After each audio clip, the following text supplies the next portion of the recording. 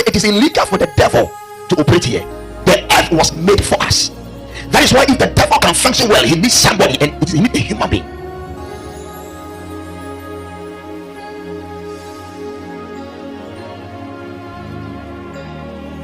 Confused that they are, oh, so what about it? It is a man that allowed it, that your great grandfather that allowed those entities, and they have taken over. There's no way a demon, wherever the planet will be, that demon will just come and then have influence. No, you, the man, must make a way. Give the demon an access, open the door, and then they will come. If there's no door, they will not make it up. Even look at the analysis that Jesus gave. He said when the demon is cast out, even the trees made it impossible for the demons to really survive. He said, I'll go back in case when I go, I'll see an entrance, because I don't feel comfortable here.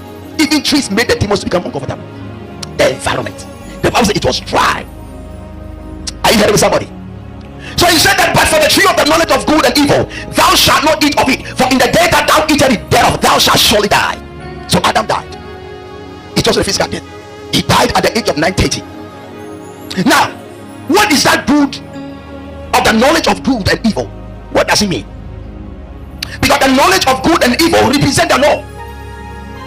It is the knowledge of good, sorry, the knowledge of evil. No, the knowledge of good and evil. Now, just like, you see, who created it? It was God. And what he created was good, but he said man shouldn't eat of it. The same also applies to the law. The law was God who gave it up, but it wasn't good for man. The law was good, the law was just, the law is holy, but it wasn't good for man. Are you hearing somebody? But just look at something. The moment Adam committed of eating of the tree of the knowledge of good and evil, the Bible says in Genesis, let's read the Genesis 3:24, the Lord decided to drive them out.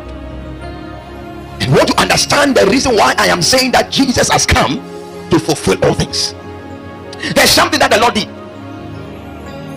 So he drove out the man and he placed at the east of the garden of Eden cherubims. These are angels. And a flaming sword, which if the Bible is yours, underline it. A flaming sword which turned everywhere to keep the way of the tree of life. You see what happened? So God placed an angel to guard the garden of Eden, because he has driven man out. There's a possibility for the man to come back to have the tree of life. Are you hearing me? So he said, I am keeping that one. So he made an angel with a flaming sword. Now in the Bible, in interpretations of the Bible, there is something called the law of first mention. The meaning of the law for the first time being mentioned. When you have that meaning, it helps you to run through all the Bible. And this is the first time the word sword was being mentioned.